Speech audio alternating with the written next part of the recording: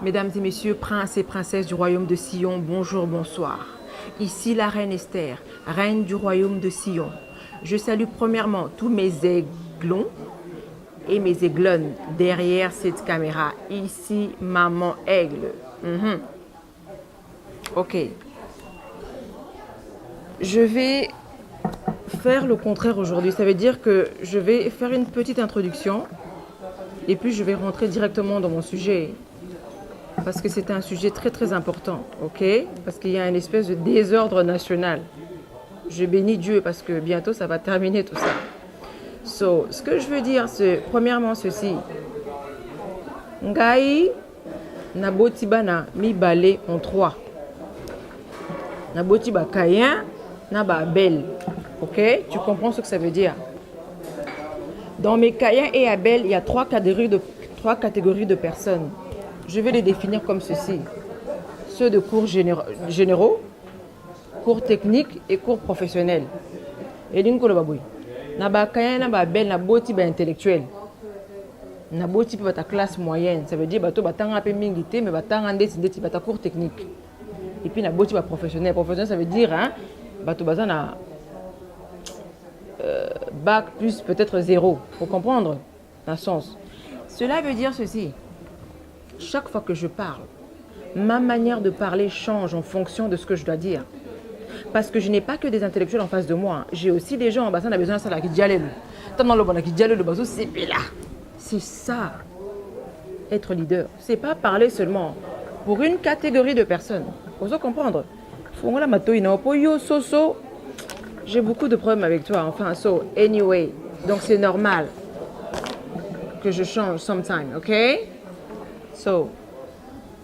Maintenant, je vais réexpliquer quelque chose de très important. C'est vraiment dommage. Quand on est en classe,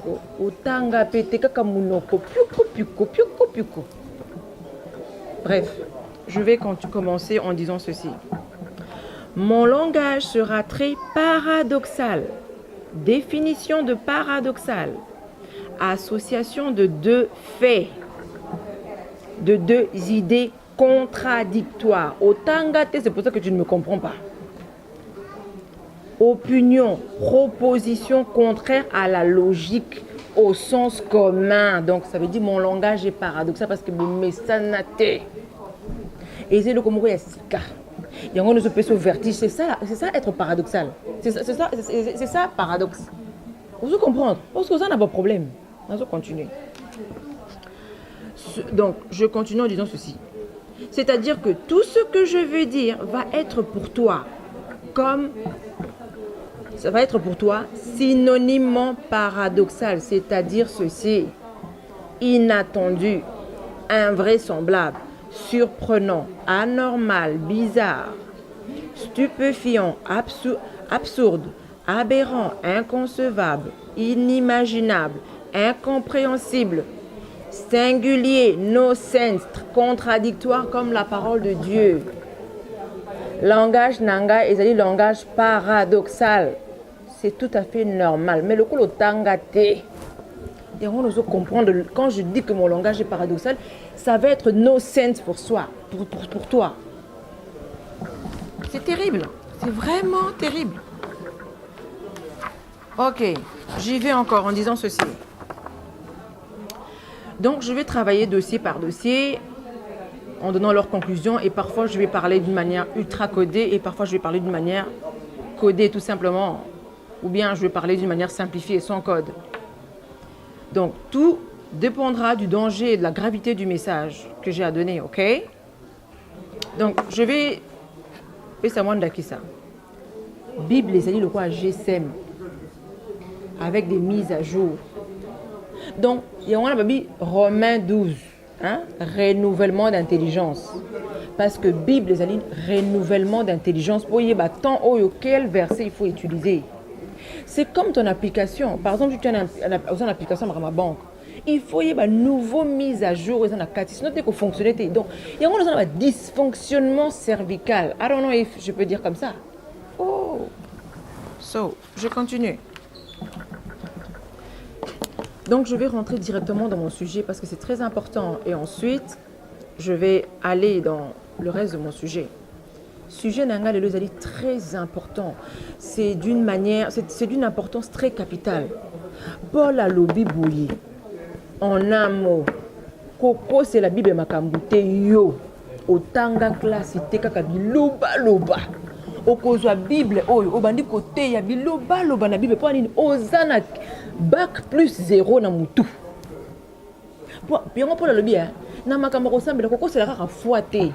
Kende pe kotanga na classe comme ça, kotanga na classe, c'est pas un dictionnaire autre parce qu'il y a des fois quand tu prêches zone le dictionnaire au traduire dans makambo zote ya pour comprendre dans le sens nango parce que ça la ba dégâts.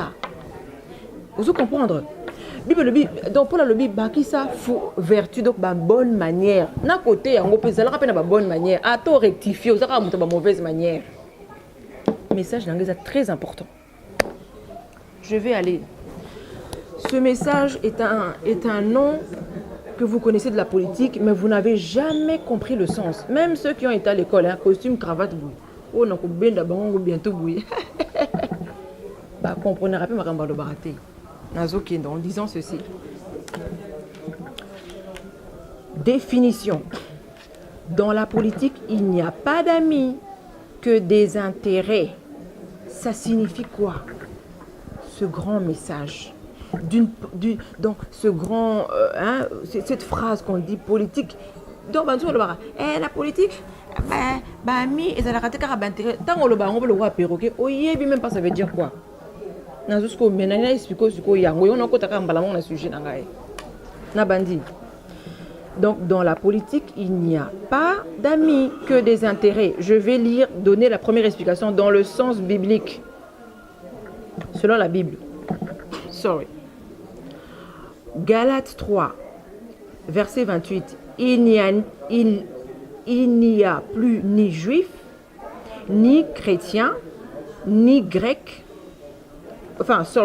Il n'y a plus ni juif, ni grec. Il n'y a plus ni esclave, ni libre. Il n'y a plus ni homme, ni femme. Tant qu'on a un sujet, ni homme, ni femme. Surtout yo, là. C'est là. Non, c'est un royaume de Sion. On a un message dans le Koutawana. C'est là. Car tous vous êtes un en Jésus-Christ. Bible Mtolobi, hein? Je suis théocrate, donc je vais t'expliquer c'est quoi la Bible dans la politique. Donc, ça c'est ça, définition. Oh, ça dit définition, il n'y a pas d'amis, mais d'intérêt. Je continue pour tout expliquer. Acte 10, verset 28. Vous savez, leur dit-il. Ça, c'est Paul qui disait, hein, qu'il est défendu aux Juifs.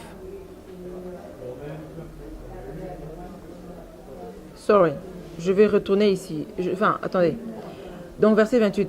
Vous savez, leur dit-il, qu'il est défendu à un Juif de se lier avec un étranger ou d'entrer chez lui, mais Dieu m'a appris à regarder aucun homme comme souillé. Il n'y a plus ni juif, donc ni juif ça veut dire il n'y a plus ni chrétien ni sataniste. Vous ne pouvez pas parler de chrétiens ni de satanistes, ce n'est pas possible.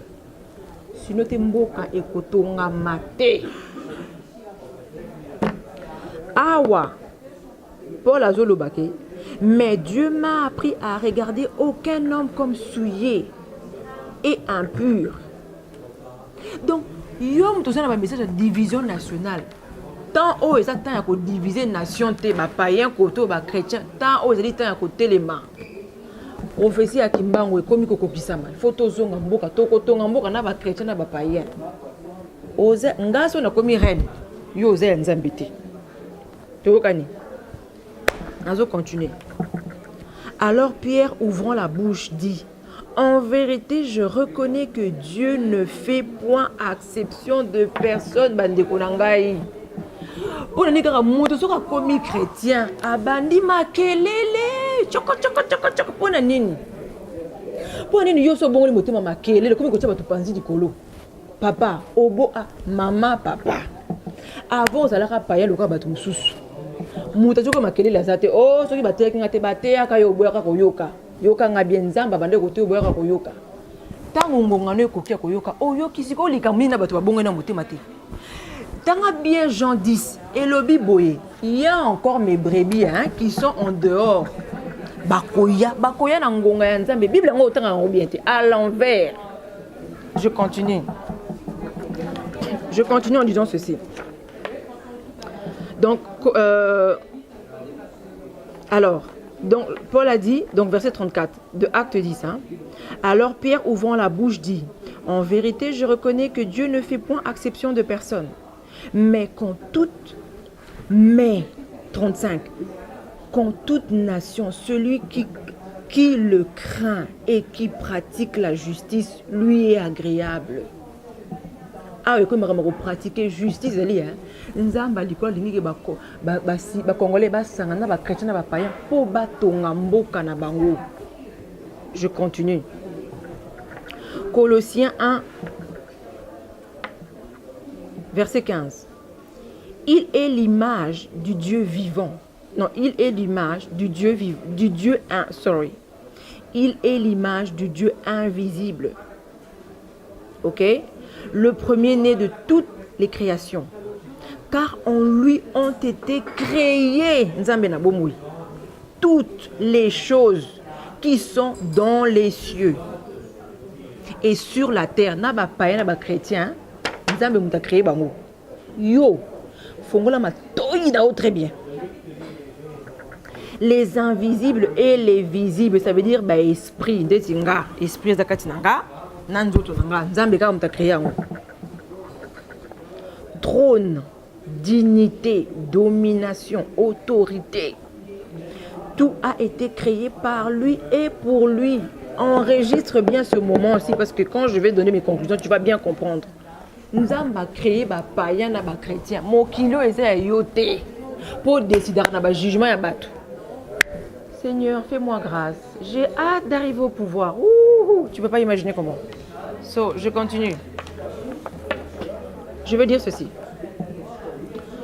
Donc,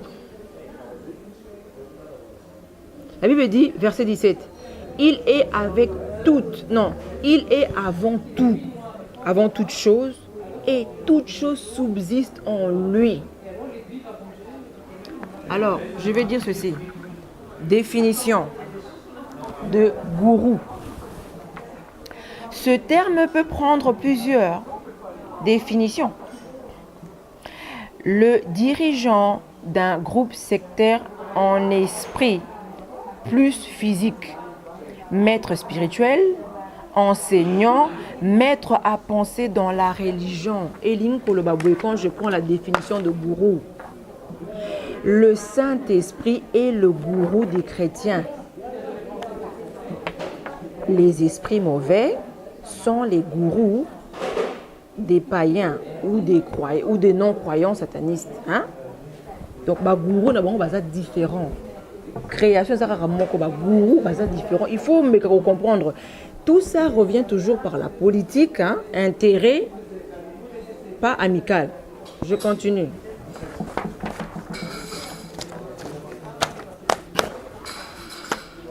Conclusion biblique pour les chrétiens sur ça. Éphésiens 6. Car nous n'avons pas à lutter contre la chair et le sang, contre les car nous n'avons pas à lutter contre la chair et le sang, mais contre les dominations, contre les autorités, contre les principautés, non, contre les princes de ce monde de ténèbres, contre les esprits méchants dans les lieux célestes. Chrétiens, bitumbeza physiquité. Au moins, na lati lelo armé, na lati bilamba armé, hein? Pour un message nanga pour comprendre. Le combat n'est pas physique, bandeko nini, pandi likolo, batu bakomi pandi likolo na yo. Bitumba, donc likolo na bino, eza na bato basotia makelele na Congo. Eza bato basotia bitumba eza na molimo. Beaucoup confondre molimo te na nzoto. Ce que vous mélanger nzoto na molimo mboka ekotonga mate. Ça c'est très important. Il y a une question que Dieu m'a demandé de te poser. Makelele la bino bochaka. Pourquoi tu as makelele na patron na yote? Pourquoi que na musala to comme oui patron, oza païen, na kosala arte, créer pourquoi créer ka société na yote na kata mboka oyo. to na Congo kaka na société ba païen kaka na société ya patron oyo asambelaka te mais kuna otyaka monoko te kuna okangaka mbanga na yo mais koya kotya monoko kaka na bandeko na yo nini bayaki na mokili mpo na yo likambo nini nzambe ye moko mokolo makambo azofuta bato na pe nini bandeko na ngai ukobuloji wewe je te dis je continue. La lutte n'est pas entre nous, notre chair. C'est notre chair qui va prendre les briques. Yokangai, ceux qui sont chrétiens par exemple, na kozwa brique, na tiebo, na fondation. Ndeko nanga sataniste par exemple, tous païens, azui ciment atie. Tokotonga mboka na musuni. Vous comprenez là? Je continue. Matthieu 13, verset 28. Il leur répondit. Ah oui, sorry, ça c'est très important. Il faut que je vienne ici maintenant parce que je dois vraiment expliquer ça en long et en large, calmement pour comprendre. Matthieu 13, verset 24, ça c'est très important, surtout pour les soi-disant chrétiens. Matthieu 13, verset 24. Il leur proposa une autre parabole et il dit: le royaume des cieux est semblable à un homme qui a semé une bonne sémence dans son champ. Mais pendant que le gens dormaient, son ennemi vint sema de l'ivraie parmi les blés et s'en alla. Lorsque l'herbe eut poussé et donné du fruit, l'ivraie parut aussi. Le serviteur du maître de la maison vint lui dire: Seigneur, n'as-tu pas semé une bonne sémence dans ton champ? D'où vient donc qu'il y a de l'ivraie? Il leur répondit: c'est un ennemi qui a fait cela. Et le serviteur lui dit, avant une réponse à 28, Nzambe a créé qui mokili nena ba chrétien. Elle va péter ba plomb à l'embouma. Donc aye ko bota ba païen na ba chrétien. Nzambe lui bon problème ezate. Loka ba païen na ba chrétien bazali. Nga Nzambe na lingaka gaspillage d'énergie. Donc na rosala ra musa na ngambala moko une bonne fois pour toutes. C'était une explication terre à terre. Je continue maintenant. Verset 28, très important. Excusez-moi. Sometimes j'ai des allergies dans le nez. Hein, et ça, sorry. Verset 28. Il leur répondit: c'est un ennemi qui a fait cela. Et le serviteur lui dit: veux-tu que nous allions l'arracher? Oh, comment on a mission à arracher ba païen na mokili nzambe na nzambe mutatindi yo tozo tala soki nzambe tala internet ko sabinote ha omoni bato bi basimba ba bible na ba internet to balala kapungi te. Moi je te dis soki balala kapungi ba ko le contraire balala kapungi te. Omoni ngande moinga na internet naza na mandat molimo nanga ezwi mandat et comment mina molimo nanga motanga ngo ezate. Donc milimo batambola na internet basi ba moninga ba yebi ke non oyo ba pesaki mandat ko ya koloba bazo muso bazo ba mandat te yango na mona mutu ala la kapungi te akoma ko benga na milimo mabetu de 10 minutes chou bazongi pona nini. Oh bitumba j'ai des combats, tu ne peux pas avoir de combat. Pourquoi? Si tu es vraiment de Dieu. La Bible est claire. Quand tu te coucheras sans crainte. Tu ne craindras aucune terreur de la nuit, ni aucune attaque de l'adversaire. Si tu sers vraiment Dieu, bako fino kingote, bako bimelo na ba chambre te, parce que ça il a reçu des nzambe. Mais yo depuis ote yarola la rapungite parce que nzamba tinda ote. Nzamba a défendre bato ya tindi, soka tindi ote hein. Ozana mandaté bako ningisa makofi. Mais le rose a têtu, le rose la mutu na biso moko boy. Yango nozo persister kaka. Ola la kapungite. Plus qu'au fingo, bakisa qui a rien esté, ba ningi sur les sous. Est-ce que c'est moi je sais. Yoganga, moi je sais ce que je fais. Toi tu ne sais pas ce que tu écris. Je continue. Donc serviteur oaza sage à touni. Na kende ko finga ba tuni internet, na comme esprit de mort ou pas. Par exemple, toi na tambola na nzela pona finga ba païen, le kwanga na bongole motema soi disant. Je peux cet exemple. Maintenant, Verset 29, très important. Ça, c'est Jésus-Christ. Yémoko azo répondre serviteur wana. Faut le bailler na parabole. On a soi-disant yom to sambelaka. Na ba vrai chrétien parce que ba vrai chrétien venant le sako. Yoka. Jésus-Christ a répondu à l'objet non. Nous avons répété dans le 28. Il leur répondit, c'est un ennemi qui a fait cela. Et le serviteur lui dit, veux-tu que nous allions à l'arracher? Jésus-Christ a l'objet, hein? Non, dit-il, de peur qu'en arrachant l'ivraie, vous ne déracinez en même temps le blé. Laissez croître ensemble l'un et l'autre jusqu'à la moisson. Et à l'époque de la moisson, je dirai aux moissonneurs, donc les anges, arrachez-moi, arrachez d'abord l'ivraie, liez-le en gerbe pour le brûler, mais amassez le blé dans mon grenier. Maintenant, ça c'est ce que je t'ai dit. Je veux t'expliquer maintenant dans la version, je vais lire. Alors, donc un vrai chrétien a tout Nzambe. Il leur répondit, enfin, Nzamba Lobi, et puis chrétien à tout Nzambe. Vrai chrétien, attention. Le serviteur lui dit, veux-tu que nous allions l'arracher? Jésus-Christ a le bien, non. Dit-il, de peur que, en allant qu'au casser mitou n'a pas païen, au déraciné puis en même temps, bah chrétien. Parce que ce qu'on y habite, bah tout bah l'embio. Et ça, bah tout le monde au bandoro le baka la sauce piaka. Depuis pendant qu'on finga batu. Depuis pendant qu'on le batu. Depuis autant que la banzela au théâtre. Depuis au monde que à un moment donné, ça va plus. Nous avons des problèmes de crise nationale. Nous n'avons pas de problème entre nous, Bandeko.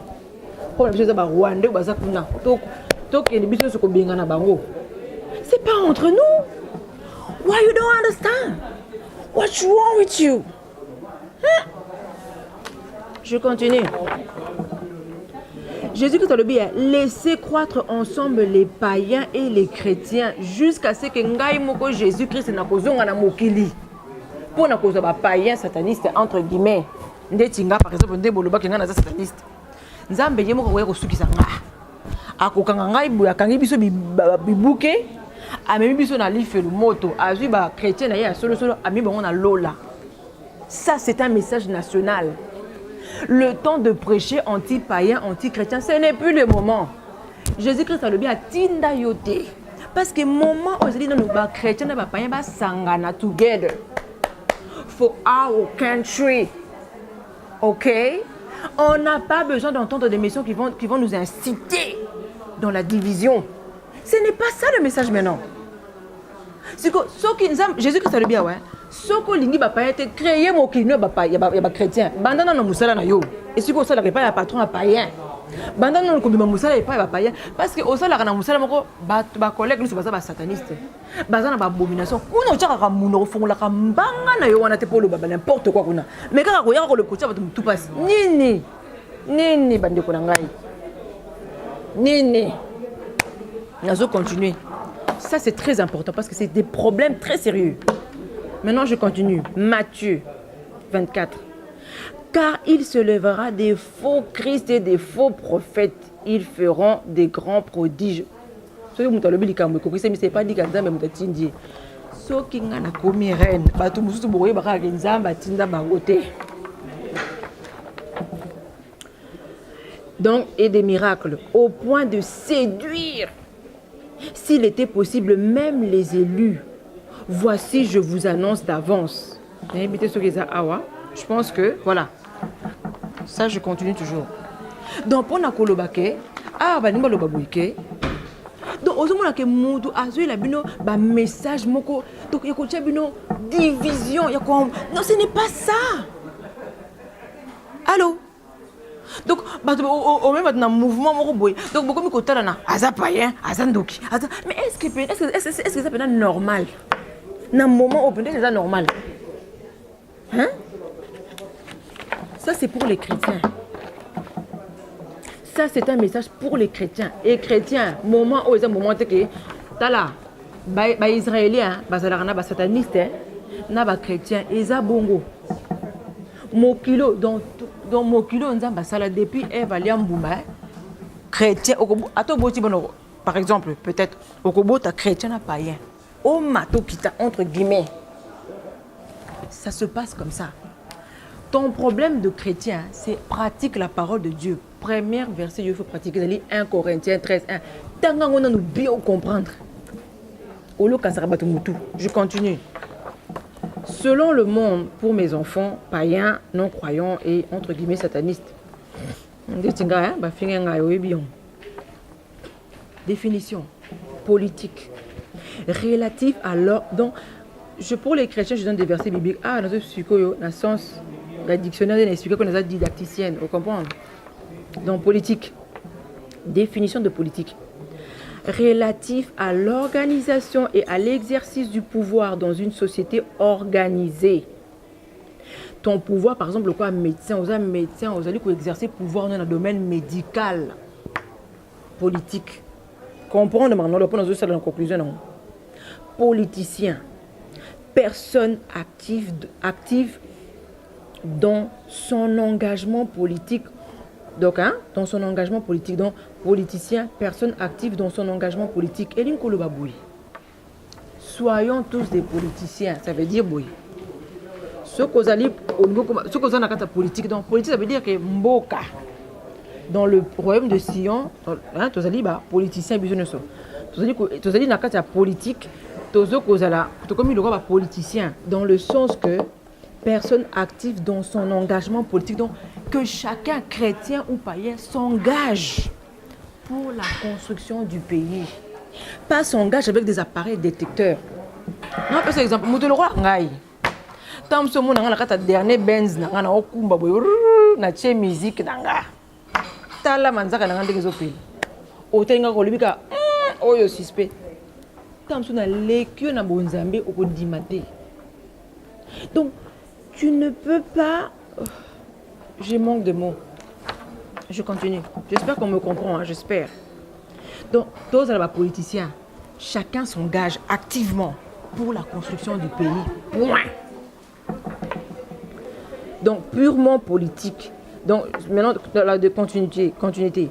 Purement politique qui se borne aux aspects techniques de la politique. Ensuite, définition très importante. Amis, personne avec qui on est lié d'amitié, d'affection réciproque, sentiment réciproque qui engage deux personnes l'un envers l'autre. Comprends bien mes définitions, parce que je veux faire les conclusions là-dessus. D'où viennent les sentiments, donc, c'est-à-dire, d'où viennent les sentiments de l'âme? L'âme, c'est l'esprit. Ok? Donc, sentiment et outaka. Au comprendre ah ouais? Définition, je vais recommencer. Définition ami. Personnes avec lesquelles on est lié d'amitié, d'affection réciproque. D'où viennent les sentiments de l'âme? L'âme, ah ouais. Vous comprendre? Définition intérêt. Le mot intérêt du latin interest, donc interest, il importe à plusieurs acceptions. L'intérêt est un sentiment de curiosité et de bienveillance à l'égard d'une personne ou d'une chose. On peut distinguer l'intérêt général qui concerne le bien public, l'avantage de tous. Nzambe dangai. Avantage na biso no mboka na biso etonga mabandeko. Biso pe autoroute, biso pe makamaminene, c'est ça notre avantage. Définition. Dans la politique, il n'y a pas d'amis, mais d'intérêt. Et l'ingé koloba boy, ce qu'on a expliqué n'engé koloba. Amitié est l'esprit moko. Intérêt est nzoto. Vous comprenez? Non, et koloba boy. Ngai baloba boy, montre-moi tes amis, je vais te dire qui tu es. Donc, dites-nous par exemple, ngai, n'a pas faire par exemple la cause là. Au cause à la boy. Par exemple, sur les satanistes. En face de moi, chrétien Azali, Nazan a besoin, par exemple vraiment, Nazan a besoin, et l'oko oyo, chrétien va jouer à ce moment-là. Ce qui va jouer à ce moment-là, ce qui va jouer à ce moment-là, c'est comme j'ai besoin de cette chose-là, je vais regarder mon intérêt. Je ne veux pas regarder ce qui est en mouton, tout ça, mi, tout ce qui est en mouton, tout ça, intérêt pour il faut voir les intérêts nationaux, pas l'amitié. L'amitié, ça veut dire esprit. Il y a un monde dans la politique, hein. Au président, Ayambi, président, mais pourquoi Ayambi, peuple comme il scandalisé? Non, c'est pas normal. Parce que bien vous comprenez que à ce moment-là, ce n'est plus l'amitié. L'amitié, ça veut dire que nous avons les mêmes centres d'intérêt. Entre guillemets. Donc, tout ça, même sorte d'intérêt, ça veut dire que droit de l'homme. Mais pas nayo droit de l'homme, mais ça l'a raté. Mais na minito, na kozwa les fêtes, il y a droit de l'homme, na kochango pembe, na kolanda. Qu'est-ce que tu m'apportes? C'est ça l'intérêt. Donc, ça veut dire, hein, bah, sataniste, na ba chrétien, il faut baser là ensemble, na moussouni. Moussouni, c'est intérêt. Amicalité, amitié, esprit, ça donc, na esprit, ça veut dire, boy, un peu cet exemple. La journée, nous travaillons ensemble. Na butu to ko lukanga to ko beta na makofi ya molimo. Mais na to na la moko to pesa ni bonjour. C'est ça que Bible le dit que comment c'est na musunité na musunité to tonga mboka. Ensemble, nous travaillons ensemble. Mais dans l'esprit, to ko bunda bitumba molimo. Mais ça ne doit en aucun cas se manifester, surtout pour les chrétiens. Est-ce que vous comprenez? Donc, vous avez une confusion nationale. Au moins, le Congo et baby, le Nicolas va soi-disant chrétien de Congo et baby. Parce que vous avez ça là n'importe quoi. Donc, vous avez un boma ambulant. Je sais pas si vous comprenez, Nangaï. Conclusion mondain et politique pour mes enfants sur ça. Un pour tous. Et tous pour un, c'est la chair. Un pour tous, biso tout. Faut ton amboka. C'est ça que c'est quand on dit un pour tous pour un, ils allaient moussouni. Maintenant, chacun pour soi, Dieu pour tous.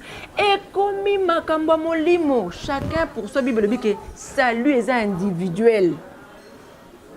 Tous pour un pour tous, c'est nation. Tous pour un, c'est un message national. Pour tout le monde, nous sommes ensemble. Mais pour l'amicalité, il faut que les chrétiens, amicalité, hein, Bible le Bible. Psaume 1. Heureux l'homme qui ne marche pas en compagnie de moqueurs. Il y a autant de moqueurs, il faut ça la part de choses, au diviser. Bible le dit, hein, si tu sépares ce qui est vil de ce qui est précieux. Précieux, c'est l'esprit parce que l'esprit vit éternellement. Vil, c'est la chair. Il faut séparer ce qui est vil de ce qui est précieux. Bino suko ba soit disant que le ko la bo comprendre la Bible était au comment on soit précieux na au mélanger papa tala moyen au prier Congo au ba chrétien ba 100% et kozalelo impossible parce que Jésus Christ a le billet moko ko ya ko diviser en yo apesi droit na ngote. Allô and allô. Maintenant. Donc et puis aux hommes on a que Bible peut qui calomnie kaka ba chrétien ba na ba calomnie. Donc chrétien comment na molimo calomnie ça engloba matumboli donc molimo matumboli yo. Ou comment on n'a jamais païen ça la vidéo contre chrétien kaka soit disons chrétien ta ba na matumboli mais ça nini malade yango ba loka yo. Oza ko loka yo. Yo oza ko loka. Je continue. Soyons diplomates. Il faut que les chrétiens et les païens soient diplomates pour nous avoir un intérêt national. Jésus-Christ a causé un il faut qu'on ait ton gamin. A causé un antipoté. Yé mo ko ko sala jugement na yé yote. Yote. Je continue. Donc définition. Donc soyons diplomates. En étant diplomate, hein, donc nous devons être diplomates. Je vais donner la définition de diplomatie. Donc diplomatie, définition. Partie de la politique qui concerne les relations entre les États. Habilité, tact dans la conduite d'une affaire. Yoka. Partie de la politique qui concerne les relations d'État. Donc, diplomatie, chrétien n'a pas, il faut beaucoup de diplomates. hein pona kokotonga mbuka tala olingo linga te bozo bouger boka boko la bourrée. Je vais te donner une astuce là-dessus. Daniel était chrétien, il a travaillé avec Nabucodonosor donc oh pena misumi ne pende funga pena na makama besiko. Daniel a compris qui. Donc vrai chrétien qu'on comprendre que Joseph azalaka chrétien 100%, azalaka ko sala so ba vandi na mesa boyko rapport gouvernemental avandi boy. Pharaon avandi na face, Pharaon avandi na banyoka na boy. Pharaon so beta makambo ba prière na ye. Joseph pas vandi. Joseph sikonde avandi boy. Bazo c'est la réunion. Joseph, qu'est-ce que tu as fait? Ah, j'ai récolté tel blé. Oh, avandi na sataniste pur. Mais il est chrétien pur. Maintenant, quand Joseph a vendre un Pharaon pour le repousser un rapport, ah, bande qu'on vend un sataniste, c'est chrétien. Mais parce qu'il y a intérêt, c'est que le blé et la récolter pour la famille Joseph, Babika, Pharaon peut qu'on a trouvé. C'est ça l'intérêt. Pharaon a dit que moi non pas chrétien, mais nga problème nga qui crée parce que sataniste pas pas chrétien. A moi que la minute politique, affaires gouvernementales, famille nezoya. Na cause chrétien na poto son ba intérêt nanga likama mon limo tala okovanda bisika mususu je vais t'expliquer combat ezalaka awa na mutu c'est exclusivement ici. Je m'assieds avec toi pendant que tozo solo là mon limo nanga na yozo bunda bitumba tozo bunda pena bitumba ko mais tozo discuter to aussi c'est pour discuter match et betani. Vous comprenez? C'est ça qu'il faut comprendre. Donc, yo, yo, tu ne peux jamais aller loin. Parce que tu as l'esprit de soupçonner le mal. Appareil à soupçon de mal. Donc, yo, pendant l'époque à Daniel, jamais okomata à bête négo. Pourquoi? Parce que yo, so ba yebiso ke va travailler chez Nabucodonosor, sataniste nous on est ko bika no tala ko bika ya Daniel ezaki na sima nabu azaki na se ya Nabucodonosor selon la volonté parfaite de Dieu. Ko bika ya Joseph azaki na se ya Pharaon selon volonté parfaite de Nzambe. Ya ngwana yo okenda ka musika te poza soso omona kaka awa. Omona kaka awa parce que tu ne comprends rien na Bible ngo simba ko comprendre l'autre côté. Je continue. Définition de nationaliste, doctrine, mouvement politique qui revendique pour une nation le droit de former une nation.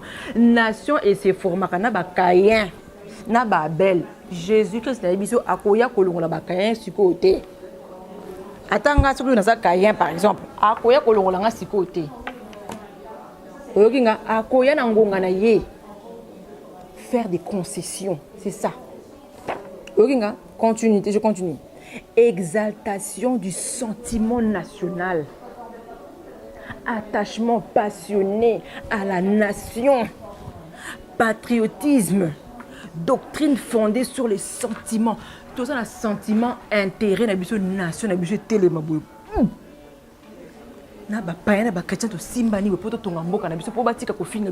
Parce qu'on a touché le fond. Gloire à Dieu qu'on a touché le fond. Parce qu'en touchant le fond, on va remonter. On a touché le fond. Tout le pays le plus humilié. Président, tout ça, le président, il y a Sony. Il y a nulle part. Président, il voyage. Il y a nulle part. Sorry. Il y a président nulle part. Sony. Première dame, il y a Sony. Non, le bon première dame. Excusez-moi. On ne va pas seulement parler de mal. Sorry. Imaginez une Bobby la Dawa, la grande dame. Parce qu'il faut dire les choses telles qu'elles sont. N'a pas pensé à président, par exemple, Mobutu. Hein? T'as Mobutu dans la sur la télé. Yo! Oh ya! Kozwa madame Bobby la Dawa, pembe na Mobutu que nous combine na ye. Hein? Oh! Dès que Mobutu a télé, donc, oh, banana, on est yo ya kozwa madame na ye. Donc, Sony, le gouvernement, il y a Sony Penza. Déontologie, on a tout dit. Maman, comment je conduis ma campagne? Na sali boy. La déontologie, et ça est belé. Le cours déontologique. Reine peut faire ça, peut pas faire ça. Donc, ma campagne est belé. Tu peux pas faire ça. Ça fait des années, depuis des années, tu ne peux pas parler. On me dit, hein, telle personne, on ne veut plus te voir avec. Sans explication. Donc il fallait que je me sépare avec tout.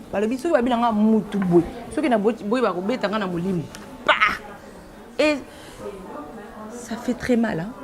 Parce que l'esprit est beaucoup plus réel que le corps. Vous comprenez, nous allons continuer. Imaginez-vous Bobi la dawa telemi boy. Yekengo wa dodowana. Aya ko so Bobi la dawa senge danse liboso mobutu papa. Yo posaka mobala mabe yo penza. Mobali moko mabe penza kengo wa dodo. Yo penza na epoka mobutu ko sama mabongo. Na epoka mobutu penza ko tema penza so Bobi la dawa ko ko bina nayi. Poni mama soni boy. Madame Olive.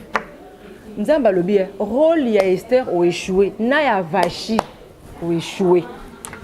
Ya Vachi, ça veut dire ceci. Vachi a boya qui danse. Na roi, erreur, il fallait en dire. Parce que aux soi-disant chrétiens. Aux soi-disant chrétiennes. Vachi, hein? Roi a 5 roi a 5 danse à boya qui. C'est qui erreur. Parce que dans la sagesse, il fallait téléma bin de l'année roi pour roi mutasengi. Ça veut dire que yo soi-disant olive lembe chrétienne, ceux qui kabila mutasenga qui au bina mutwashina yé. Au côté téléma par la sagesse que dans ma personne au kobina na mobali o ayo. Mais soi-disant chrétien, au que ko bina rumba na mobali za yo te moza di boma maman. Nga nde na telemi bo excuse-moi na explique. Nga reine nde na telemi boy. Reine madame ya batu. Tolo nanga ke ndiko tala mobala batu na bokondi ndebo. Est-ce que naza normal? Est-ce que naza normal na mutu nanga? Mobali mususa simba nga na ange. Oh sacrilège. Bon ça bango libéré na mboko. Et ça sacrilège. Tu peux imaginer Bobi la dawa, la grande dame.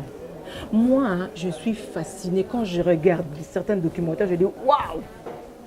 Tala mobutu soka azo avancer boy. Atie madame Nelly Bosso. Yoka. Nelenge kozana mobala boy. Avancer boy. Maman Bobi la dawa tendanga ko pèse les places. Vraiment mobutu ko te repena que Bobi la dawa aussi ma Bobi la dawa na ange. Chez les privilèges. Et c'est le mot donc sacré. Mobali, moi si osa marié un autre homme, ako simbo na angeté, ako simbo na lipekate, ako kité. Parce que vous avez un moutou. Donc osa moi si moko ki yangante la première dame na mona na marmaboité. Donc ma symbio pe.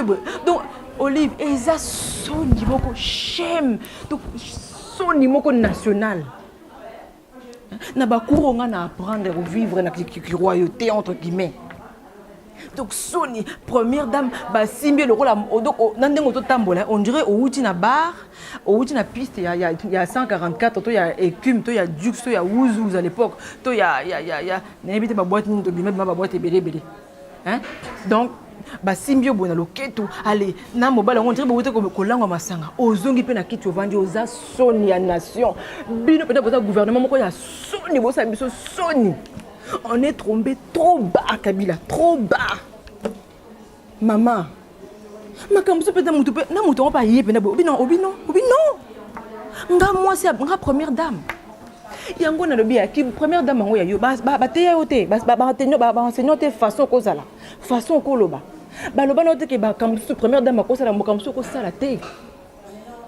Maman. Pour nini Sonia boy. Bref, je continue. Je veux dire ceci.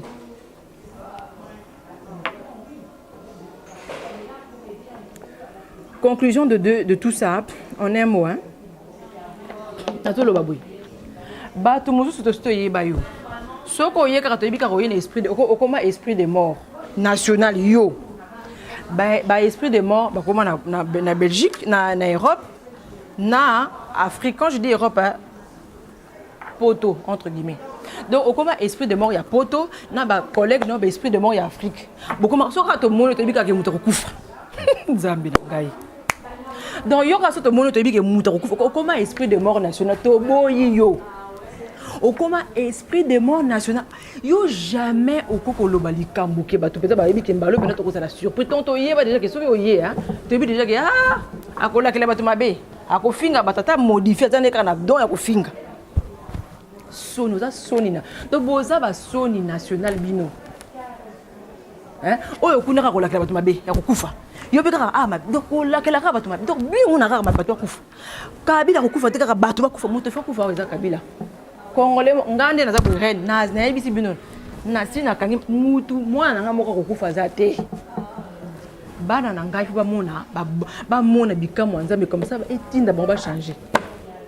Je vais vous dire une chose. Yo jamais okoya ko lobela batu likambo mutu pa lelima ya misu te manel lobiko non.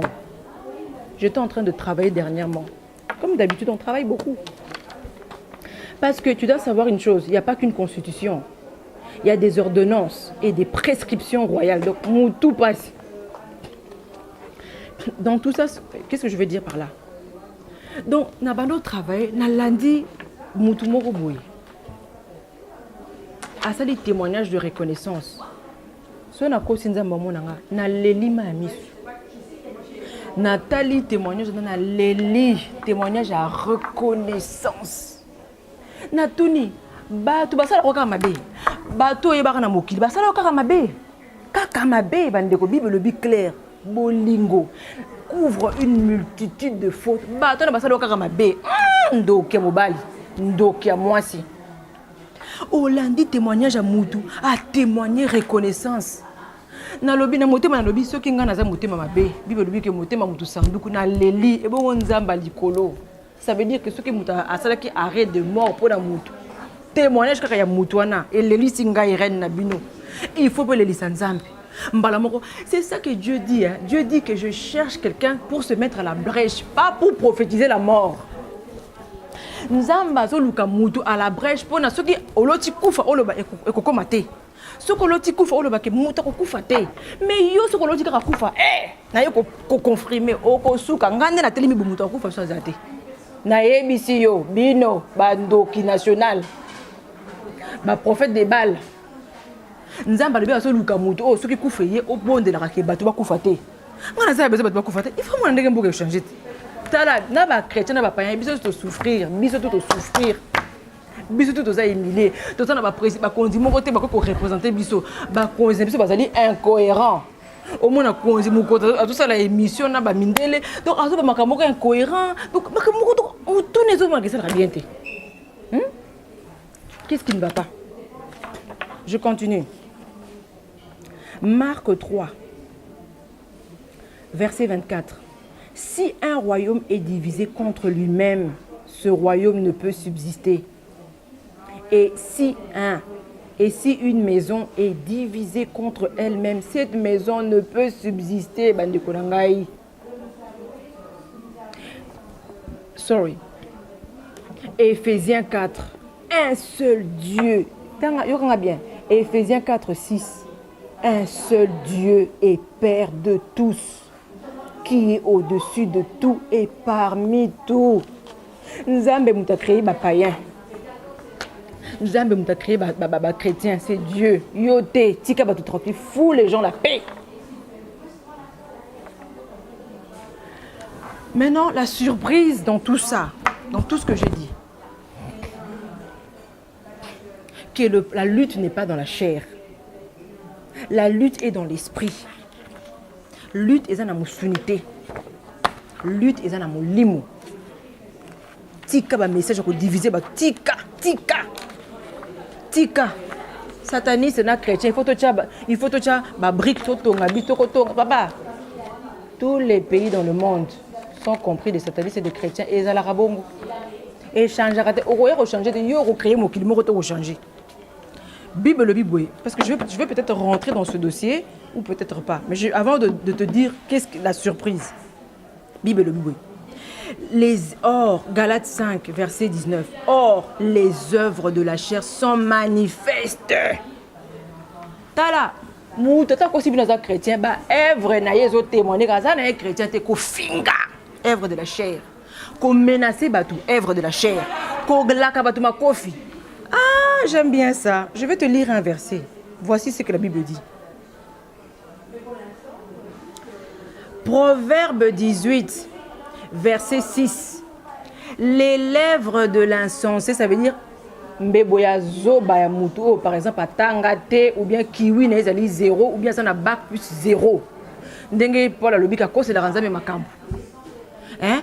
Donc, comment cible le pasteur? Cible le donc, là, le problème n'est pas les pasteurs. Le pays va mal. Quand la tête va mal, tout le corps va mal. Ouais, mais ça va pasteur. Passer, ça la moto discipline, passer, ça problème. Tu nous remarquez que Congo, nous sommes en lingi, peuple moko berger azate, ils ont changé. Ngaso na comme kana pouvoir mouvement il y a libération, il y a liberté wana, il y a libertinage les gens mutu na makolo. Et aussi là. Vous comprenez? Proverbe 18. Yokanga bien. Verset 6. Les lèvres de l'insensé se mêlent aux querelles. C'est ça que Paul a lobby. Discours moko ezanga mutu na makolo. Donc ils ont édifié de leur moto. Allez, vidéo, je réponds, tu réponds. C'est ça. Comment on dit ça? Infâme. Je peux dire ça comme ça. Les lèvres de l'insensé se mêlent aux querelles. Yoka bien, très important, awa. Et sa bouche provoque des coups. Bible le big, hein? Ce qui mouta la carapace ma confiance, c'est un zambé. Ngaïteo. Mélissinga Bible pour Nabino. Proverbe 18, verset 6. Les lèvres de l'insensé se mêlent aux querelles. Et sa bouche provoque des coups. Donc, Allah karabatuma kofi na komanzami ndamba loba tinjote parce que na proverbe 6 kuna lobi Allah donc il y a sanda ma kofi ma kofi ça beta na milimo mabe donc tant on la ma kofi Dieu ne t'a pas envoyé oyo kinga bien Bible lobi hein ne rentre pas en contestation ça veut dire que ce que moni mutabandi makamune ko banda ko fingete parce que Bible lobi que tangu mutona ko répondre yo o kozanga makama ko loba ça veut dire que I'm gonna put you down like bam bam bam bam like right now, okay? I hope you understand me. So, Proverbe 10, verset 12. La haine incite les querelles, mais l'amour couvre les fautes. Nathalie témoignage à Mouto et Léli Singaï, dans le Seigneur, Batabouende, on a besoin d'un royaume de Sion. Mouto Atali NT. Mbalamoko azibolingo a fini qui va faute ya mutona le binzambe yoka mawa mutona kufate c'est des gens comme ça qu'on a besoin pour le royaume tout ça a besoin battre le ko la binete bobo makabaninga kaka batu ba kufa akokufa te wana nzambe te nzamba le biso ko monike mutako kufa bondela yelo banzambe pardon kanisa mutona ta na madeso la belagio. Je vais vous donner un témoignage à ce sujet. À l'époque parce que au début que ce qu'on a un secret dans mon thème, aux autres dans bateau c'est la passe secret. Il fallait qu'on a beau tableau pour ça autant bon secret beaucoup à monner la motema. Donc la beauté vous dire comme soulagé ouf. Donc à l'époque je fréquentais une yaya entre guillemets. Yaya wana accueil mokaza nango. Oh non non non non. So na ke pas une façon pour accueillir ngai. Azali ko spécialisé na kolamba madesu ya pembe wa te batu so bibi olamba bilo hein soka lambi madesu mama okolia ngona tsango siko chaque fois que j'allais chez elle oh non tikala oh zalalanga donc façon ko yambanga et bando pesanga trouble au moins to vandi ne to le à lambi na le to passer journée moko kitoko à la fin na kei un jour j'étais vers des broqueurs. J'ai vu cette sœur. Elle avait un problème, elle a une dépression. Je ne pouvais malheureusement pas m'approcher d'elle. J'ai évité de l'approcher. Je suis rentrée chez moi. J'ai un témoin qui était avec moi. J'ai pleuré amèrement. Nabi Seigneur. Oui, mais je rappelle Nabi Nzambe. Kanisa Ramade soit pembe abando lambe tout le temps. Tout le temps, parce que j'aimais beaucoup ces haricots.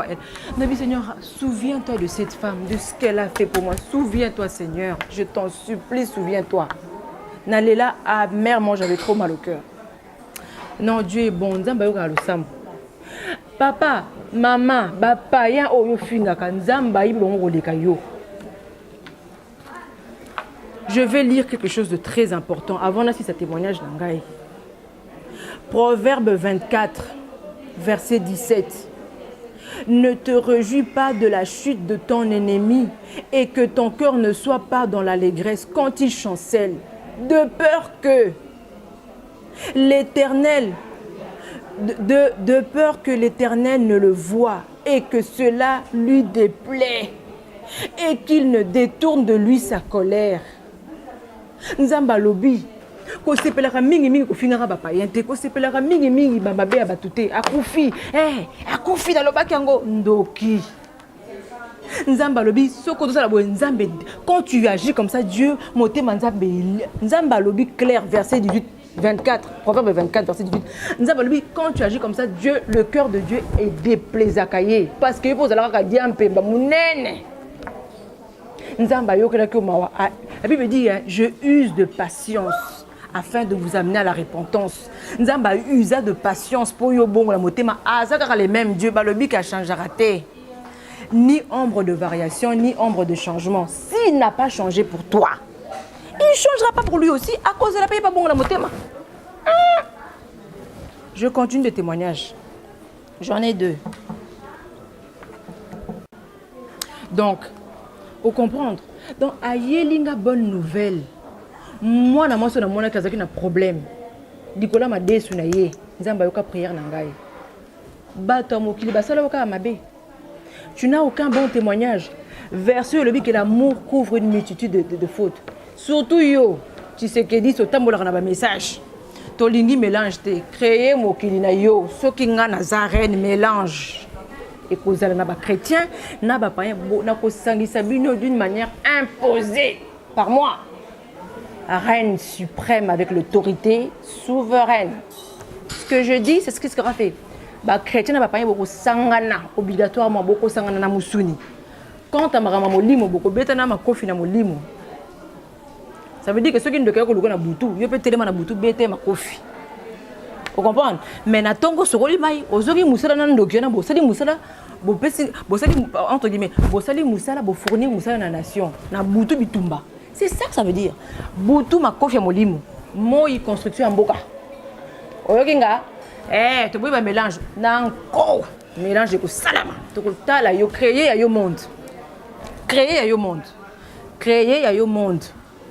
monde ya ngai Esther Baye reine du royaume de Sion. Les chrétiens et les païens vous allez vous entendre parce qu'il faut to mboka makofi bo betango na butu ngane na za bo beto luka ngana butu. Bon moi c'est un peu différent mais pas comme un peu bisika na dire impossible pour to biso se batami sumine c'est bien.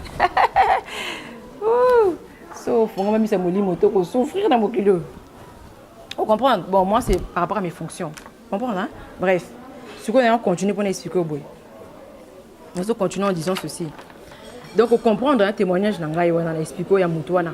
Nzamba zo na brèche pour na ko bomba congolais te tika ba congolais tant que problème tout ça na problème na ba rwandais. Yokanga on a des problèmes avec les rwandais, les libanais, les chinois. Problème nangai, ils allaient pas si comme moi na nangai. Il y a sillonnaire chinois tube langa mbeli pas trip nanga ko baluka boy naza na hâte na quitter la batuana. Ça c'est mon problème. Naza problème quand c'est problème ba païen te ba nanga ba païen ba problème nanga bango te problème nanga ba libanais zo mona injustice kuna. C'est ça problème nanga de wana naza na hâte. David a dit j'ai soif de la justice. Hâte nakendeko ndenge ngana sana pharaon nanga représenté au bientôt pharaon nanga ndenga ataki na hâte akendeko pumbwisa naza na hâte nakendeko pumbwisa ba étranger ba vandi na Congo bazo faire souffrir bana mboka. Problème nanga bango bana mboka ba problème nanga te ba c'est pas chrétien ba problème nanga te problème nanga de bato baza na mboka kuna ba libanais ba chinois ba vandi biso bato donc aux mona ke ba kolomboka ba komi affligé humilié du côté ba étranger. Problème nanga ce que bana ke ko pumbwisa ba étranger bana nanga ba retrouver ba droit na bango ba lobi mama yenzale si il faut ce qu'on a comme na Congo bato ba loba kenzale si on a beau na moni yokanga na moni pasi bokondi boka na sango bokondi za boye entre ce qu'on appelle ce entraînement spirituel oyini mokili. On va t'enfermer quelque part pendant 6 mois. On te dit, tu peux crier ici, personne ne va te suivre. Entraînement spirituel, ma kofi. On a un entraînement spirituel de 22h, 6h du matin. On commis déboussolé. Il faut bunda bitumba. Ce sont des codes, je ne peux pas t'expliquer. Maramna vivre, on va expliquer à compter. Et l'équipe de la mine, on va compter. Ne sais pas que sur la salle à bager, bah tu n'as plus pas lenga. Pourquoi on va salle à bager te? On a peine à monter bager te. Bah on basa ba yen. Bible le dit que quand je me dresse, quand je me lève comme une lionne. Quand je me dresse comme un lion. Je poursuis bah tu n'as plus ne connaît tina roboma ba. C'est la Bible qui le dit. Après na meli makina na ba Bible monte le Bible connaît que autant bien. Alors je ne rentre pas sur la meli makila ba blessé te. Bible oh autant à l'envers. Maintenant, je veux dire ceci.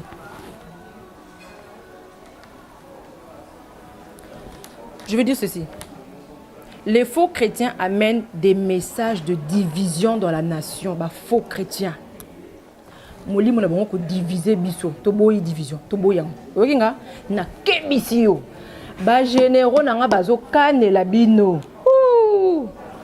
Yo kanga na peso code. Omoni ndoki. Soko finge na moi. Gloire à Dieu.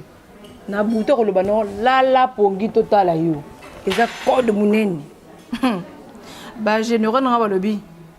RN na biso kita na Congo. Yaka totala yo. Yaka kaka na aéroport. Totala yo.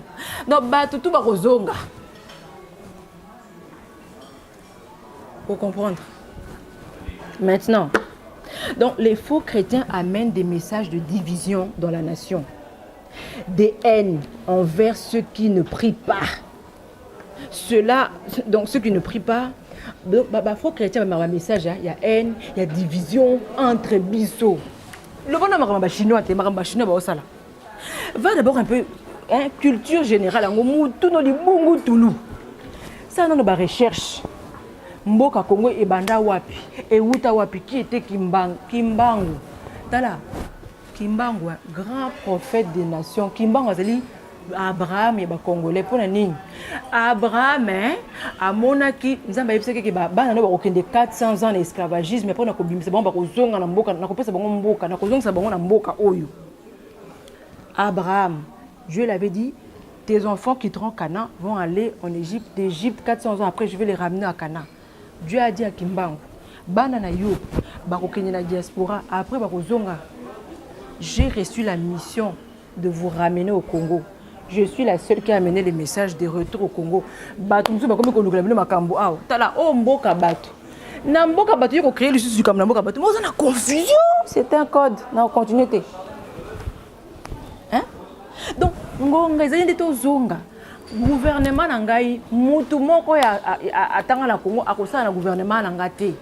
Na kopesa mutu moko ya Congo poste te po ba diplôme na bango zali devanga ezana valeur moko te. Qui soit mutu na bango sala bien te basana pour ma retard mental bato basana Congo. Pour na yum to dip senga que non ozolo baka bande connexion na Congo ba koza message ni Congo c'est pas trop important. Au mitu na bango et ça la bien te bana na basana Congo basana pour ma retard mental. Donc je ne travaillerai que exclusivement avec tes enfants, avec tes filles et tes fils, avec toi. Je préfère une femme de ménage hein. Natie na poste ya mère de la ville parce que tant on a le bateau que se comprendre pour toi na poto. Attends, vendre 5 ans à poto, tu se comprendre. Attends, vendre 3 ans à EBI système à poto, tu se comprendre. Quand je dis poto, c'est général. Mais bateau, en Afrique, mais tout n'a pas ça bien. On a un leader, on a préféré battre Congo pour aller comme ça, c'est parce que 12 bango. C'est parce que 12 bango, mais tout. Parce que gobi, c'est bon, ma bé, hein. Bakolo baka oui. Mais bakondi, leader n'a bien moyen, c'est bien ma c'était parce que bien au timba. Au fond, la mise au bout. Donc, moyen 12 yo mutu, c'est on va préférer battre Congo. Ba préférer gouvernement ça la constituer bata Congo ba lingi mboka ta bata Congo li bungu na bango bitu na je te dis tous confondus ko banda na journaliste mutu moko te akosala na gouvernement ya Congo ya royaume Sion avant na poto te et la directrice de l'école bana poto na bana poto c'est simple et net pour moi c'est clair parce que maman oyo asaye na poto awa et mutu na ye et comment ayere. Vous comprenez nga? Donc, par exemple, vous comme moi qui est professeur, français bien, mais les professeurs qui leur donnent des cours ne parlent pas bien français. Vous remarquez que ceux qui sont du Congo ailleurs au PC 5 ans a comme le français changé pour la ligne parce qu'ils ont un bon français, ailleurs un mauvais français par professeur et hein? Tout est corrompu. Les hommes couchent avec des hommes pour avoir des diplômes. Les femmes font la même chose. Il n'y a rien à espérer d'eux. Ils sont souillés. Leurs diplômes sont souillés devant Dieu. On ne peut pas l'utiliser.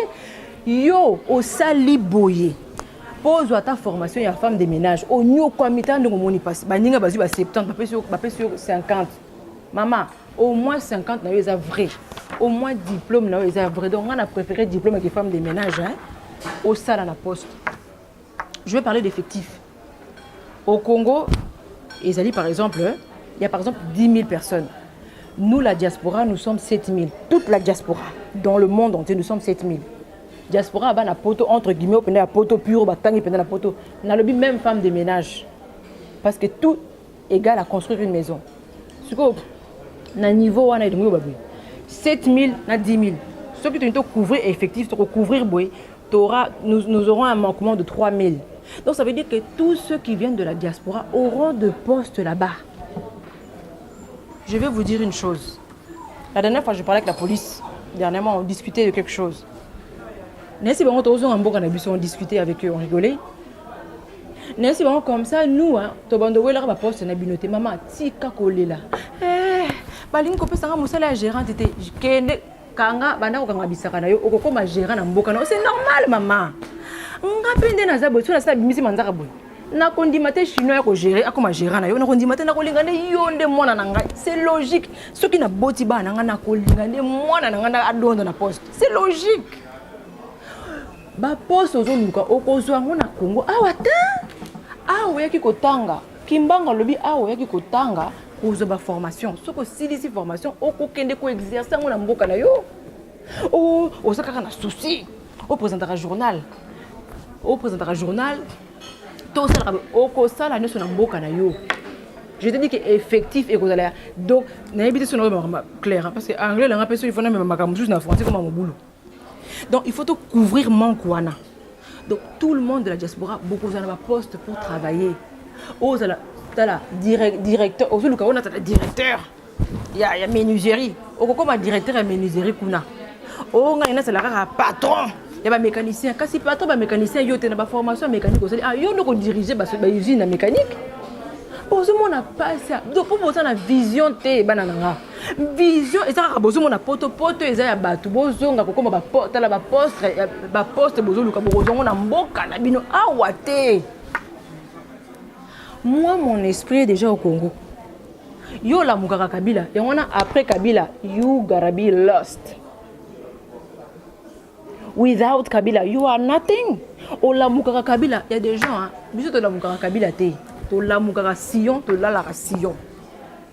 Donc, quand tu parles de Kabila, après Kabila, tu vas faire quoi? Il y a un Mobutu Alobi, après moi c'était le chaos. Mobutu Alobi, après moi c'est le chaos. Parce que Mobutu Alobi, donc après Kabila, tu n'as jamais pensé, après Kabila, après le Moscou, on va pouvoir trop ça. Au Bungi, au Yébisu, qu'est-ce que tu vas faire? Parce que tu n'as pas préparé après Kabila. Bongi Sabana, Bongama, c'est vous qui allez travailler au Congo. C'est vous qui allez travailler. Il y a tellement de boulot à faire, tu ne peux pas imaginer.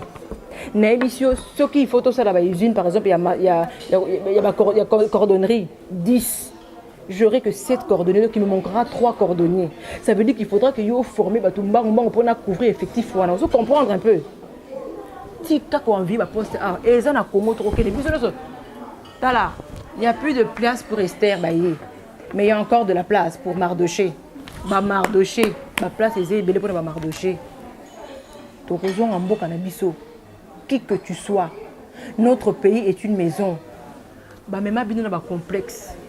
Complexe, ce qu'il faut, c'est un médecin. Si tout le monde est médecin, mais qui va laver la salle d'op? Hein? Un pays, c'est comme une maison.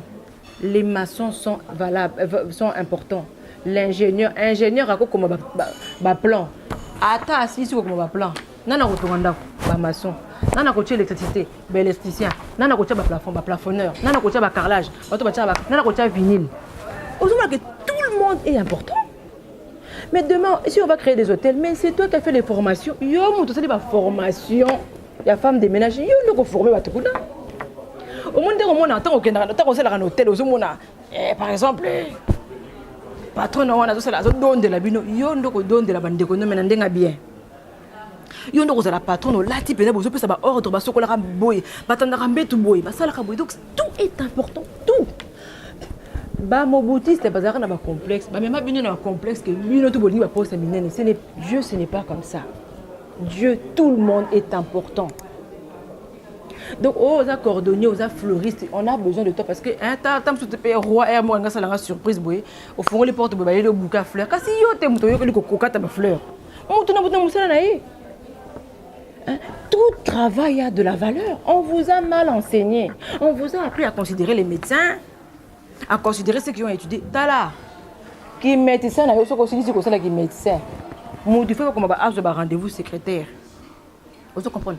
Il ne faut pas qu'on mélange ma cam. Il faut bien comprendre. Au royaume des Sion, c'est différent de ma Au royaume des Sion, tout le monde a de la valeur. Bah, surprise, c'est la vie. Na bombi biloko ebele na koze na kopesa biloko ta on a beaucoup na bando ko ningi c'est la bino makam boyo kangai